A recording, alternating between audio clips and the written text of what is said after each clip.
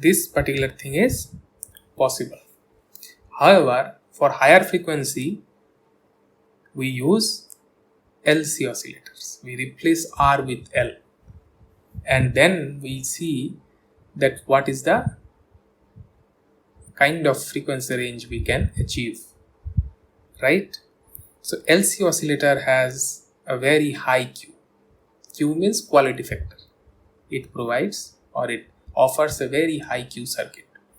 Okay. Now, just in that context, I would like to say, if you have an inductor and a capacitor in parallel, we call it a resonator circuit or a resonant circuit, okay, or somebody may call it a tank circuit. So you have an L and you have an C, because we are going to discuss LC oscillators. So I am showing you some concept regarding the LC, okay, and quality factor of this kind of thing would be equal to omega L by R. So this R is basically the resistance associated with the inductor. Now for the time being, let's say it's an ideal inductor and it's an ideal capacitor, and say initially this capacitor has some sort of charge, plus minus, so it has some charge stored in the capacitor. This may happen that you connect this to a line, and due to some noise and something it gets charged, say for the sake of argument. Now where this capacitor will discharge? The capacitor will start discharging in this direction. So the energy associated with the capacitor is half CV square. Now it will dissipate the energy in the inductor. So inductor will get half Li square energy. Again inductor will dissipate the energy into the capacitor. So you will see that the energy started oscillating between the capacitor and the inductor. So this particular thing will oscillate for infinite duration, and for a ideal L and C, the kind of oscillation you will see is going for infinite time duration. Is that clear? But in case of a practical situation, you actually have a resistance associated with the inductor. So if there is a resistance associated with the inductor, the energy that is flowing in inductor will go through the resistor and some of the energy will dissipate. Once the energy is dissipating in resistance, with time you will see that your oscillation is damping.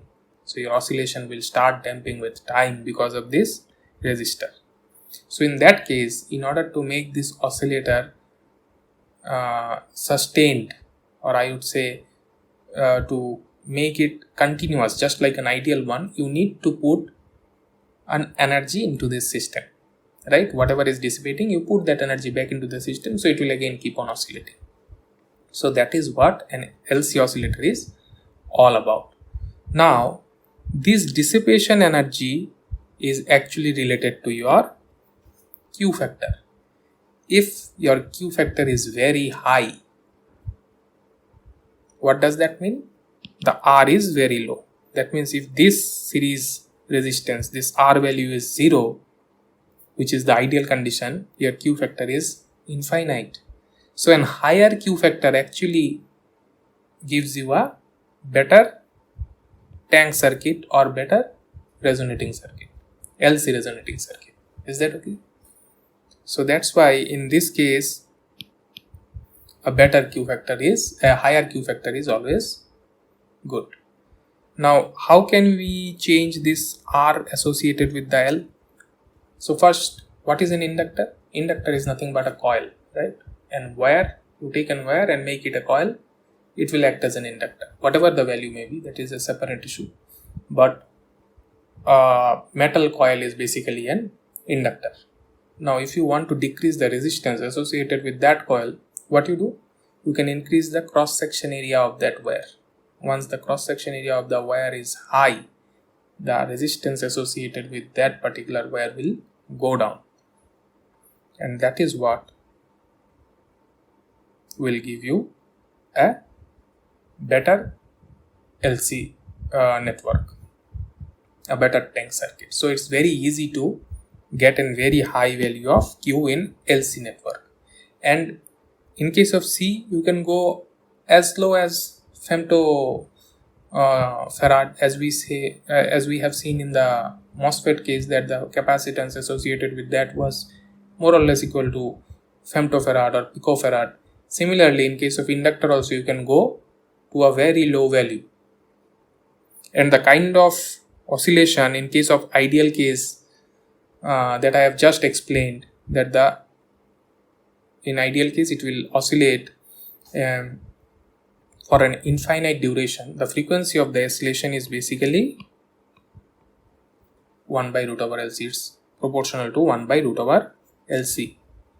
So if your L and C both are very small, you can operate this particular circuit at very high frequency, in fact into gigahertz, because as I have said that gigahertz means the total of this L and C product should go up to 10 to the power minus 18. Now I already have said that both can go in nanofarad, nanohenry, picofarad, picohenry.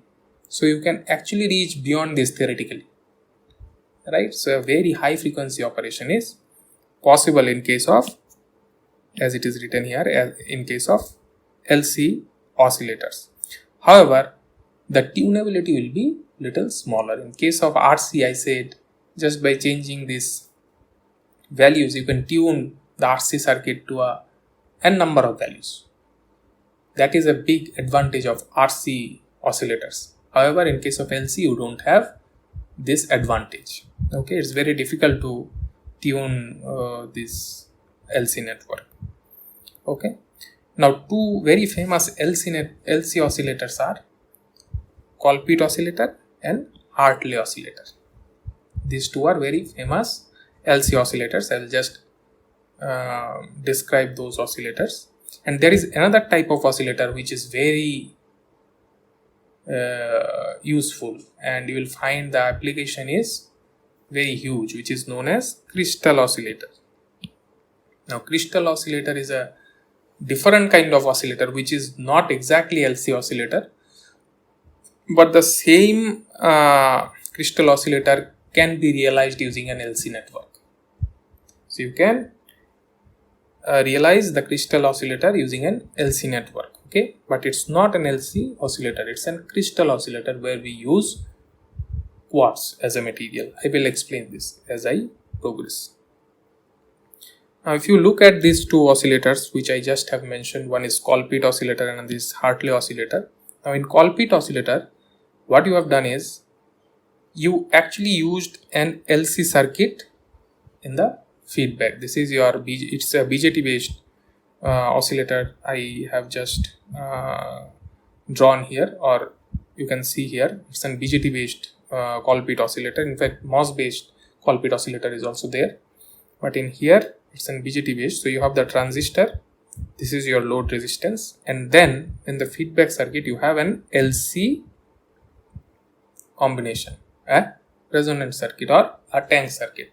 Now in this case, if you see, this capacitance of LC is actually divided into C1 and C2. So it is separated by C1 and C2, two different capacitors.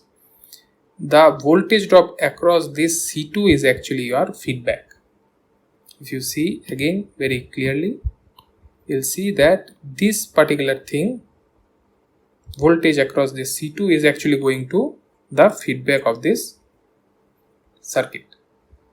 So this is known as Colpite oscillator. However, Hartley oscillator is very similar, just the C has been replaced by L and L has been replaced by C. Same network, just we have interchanged the components. Okay, so it is known as Hartley oscillator. Okay, so let us see the Colpite oscillator, just some calculations that I have done. Now this circuit is similar to this one. there is no change. If you see, there is no change. I just have rearranged the whole circuit, and nothing else has been done. So it's just like C1 and C2 and L. See, C1 and C2 and L both are kind of in a parallel network. So here also it's in parallel network. Now whatever here was the V0, now here also you can see here is the V0. Now these all are in same, so this is also V0, this is also V0, this is also V0. So essentially there is no change. This is also an Colpitts oscillator, the same Colpitts oscillator that I have shown you in the previous slide. Now the equivalent circuit associated with the same is something like this, where GM-VGS is the current source. You have R, the resistor that you used here, and then you have C1, C2 and L. So your L and C2, previously also L and C2 was in your feedback, here also L and C2 is in your feedback, right? So you have the equivalent circuit similar to this. Now how many currents do you have if you consider this particular node? So you have GM-VGS, one current is going through R, one current is going through C1 and another current is going in the feedback, right? So you have 1, 2, 3, 4 currents. Now just I have done KCL analysis in the V0 node, and you will get a value like this, right? And your VGS value will be nothing but this one. Okay, now you just replace this VGS into this equation, nothing complicated. This type of calculations we have done a lot of times previously, so you can do it in your home again and see if everything is okay. So now replace this VGS into this equation and you will find something like this. Now in this oscillator you have a finite value of V0, right? If the oscillator is working, you will definitely get an output over here. Now if your V0 is not 0, definitely this term will be equal to 0, right? If you put this term equal to 0, something like this, and then segregate the real and imaginary part over here, you will find something like this.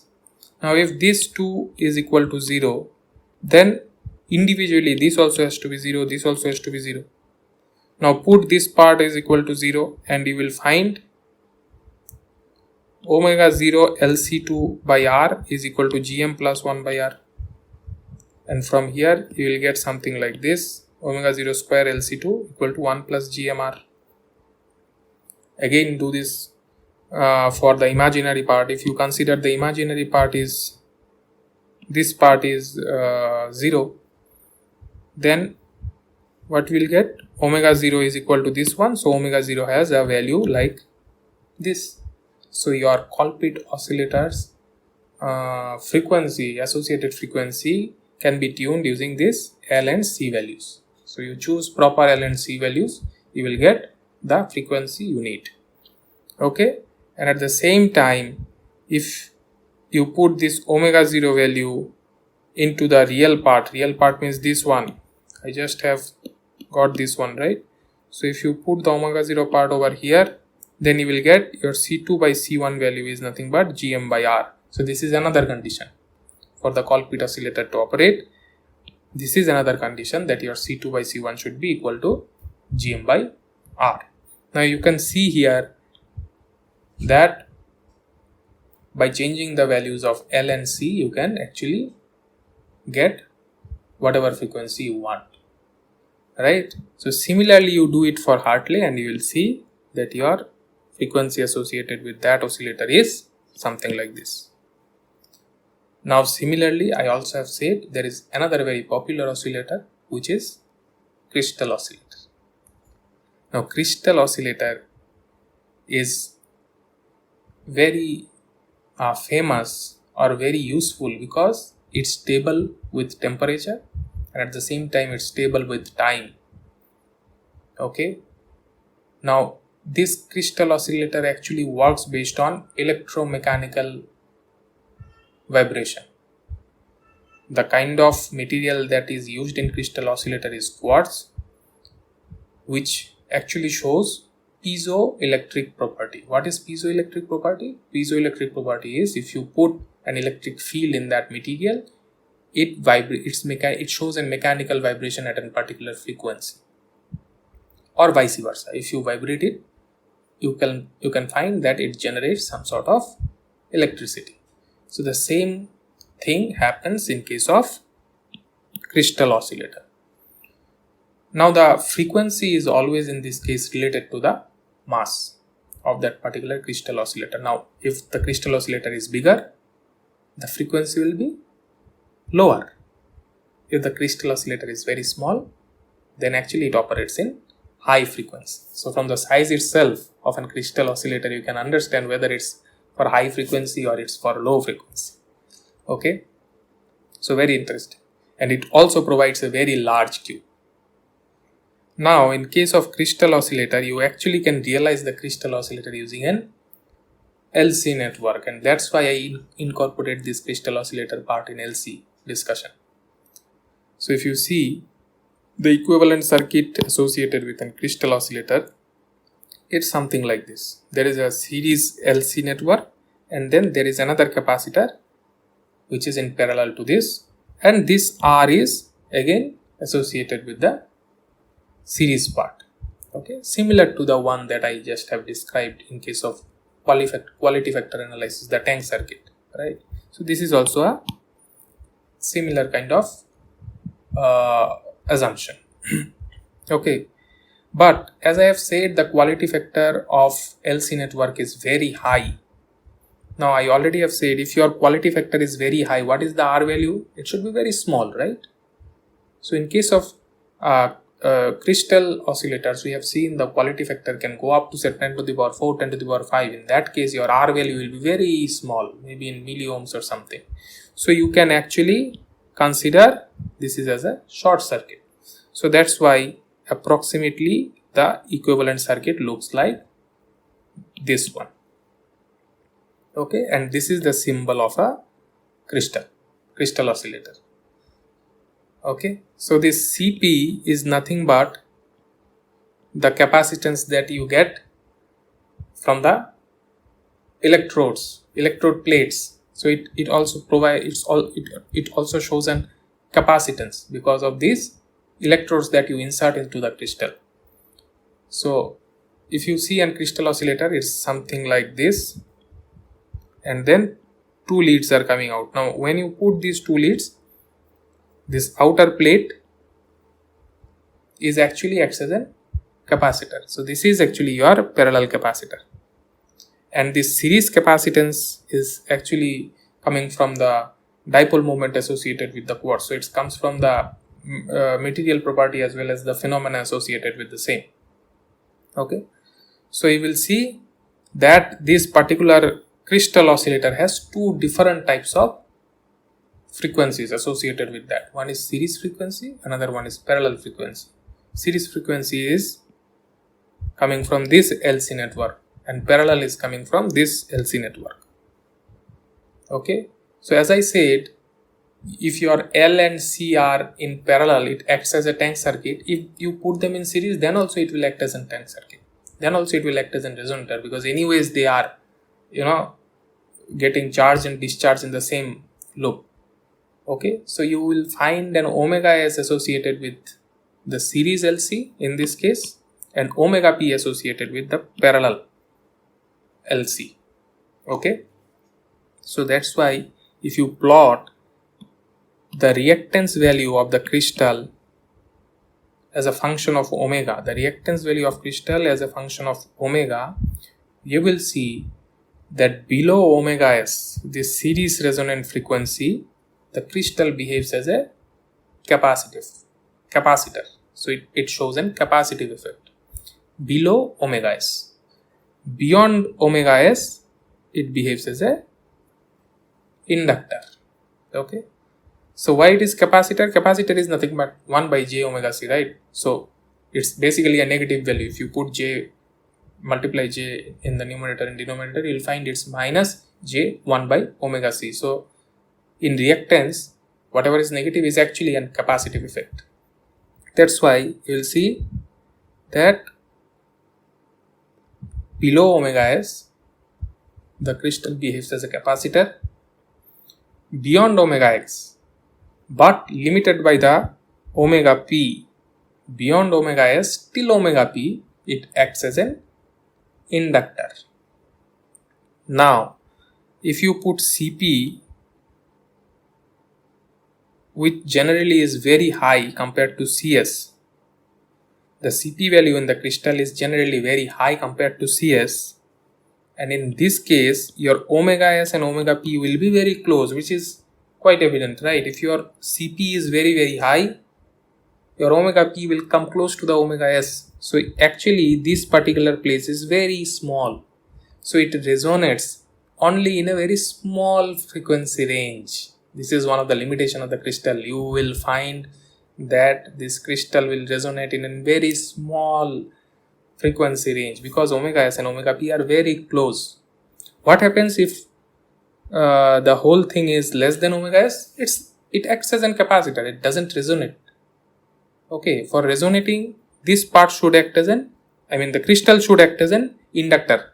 Now, why I am saying this? Because we replace the inductor of the Colpite oscillator with an crystal. If you replace the inductor of an Colpite oscillator using a crystal, so this crystal should behave like an inductor if you want this Colpite oscillator to operate as an oscillator. If you want this Colpite oscillator to operate as an oscillator, this part should act like an inductor, and that is how we are using the crystal oscillator into the circuit. But this crystal oscillator acts as an inductor only from omega s to omega p, which are very close to each other. Beyond omega p, again it shows an capacitive effect. Okay, so you will find your crystal oscillator acts or works in a very small frequency range. Okay, but the major advantage is it's temperature independent up to a value, because whatever quartz we use as a material, it starts degrading say around 600-700 degrees centigrade. This is what the glass transition temperature of quartz. But however, in normal case our temperature varies say maximum up to say 150-200 degrees centigrade. If we can consider, even if we can make something which works say from minus 30 or minus 40 to 100 degrees centigrade, that's fine. But it starts degrading at 600-700, so it has a very good temperature response, stable response. And also with time also, these crystals are very stable. It doesn't degrade so easily. Okay, so that's how we use the crystal oscillator into different circuit. Okay, so far whatever oscillator I was discussing are basically sinusoidal oscillator. So we are using sinusoidal signal into the input. However, other than sinusoidal, we also have square wave oscillator.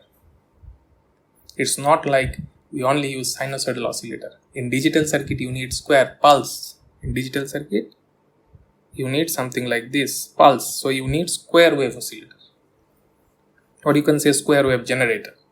So one of such oscillator is known as ring oscillator, where we use inverters. So you use odd number of inverters in this fashion or in this way with an feedback. You will find this will generate square wave. So this is a simple one. You can check it in a book. So nothing complicated in this. So I am not going much deeper into this circuit, but for the sake of completeness, I added this ring oscillator as well. So you can check it. So in this case, we use inverters, but the inverter number should be odd. Okay.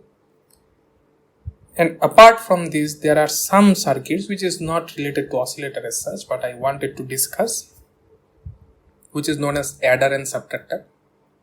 Now, if you see the adder circuit, in this case, you have two inputs V1 and V2, and if you use this circuit, you will find your output is nothing but minus V1 plus V2. It's very simple to analyze. If you use an nodal analysis at this node, you will see this is the equation, and from there you will get an expression like this. Now for R1 equal to R2 equal to R3, this is your output. Your V output is nothing but minus V1 plus V2. So it acts as an adder. So you can use more number of inputs and you will see that the inputs are actually getting added into the output. So this is known as adder circuit. And similarly, there is another circuit which is known as subtractor. So this is the typical circuit. Again, you do some nodal analysis, you will see the expression is something like this. For R1 equal to R2 equal to R3 equal to R4, your V0 is actually V2 minus V1. So it's a subtractor. So I am showing this circuit because a similar concept we may use in oscillator as well. So I thought before I discuss that one, I should actually show you adder and subtractor circuit. So these are simple circuits. You can see from simple nodal analysis, you will get these expressions, which is very simple. Okay.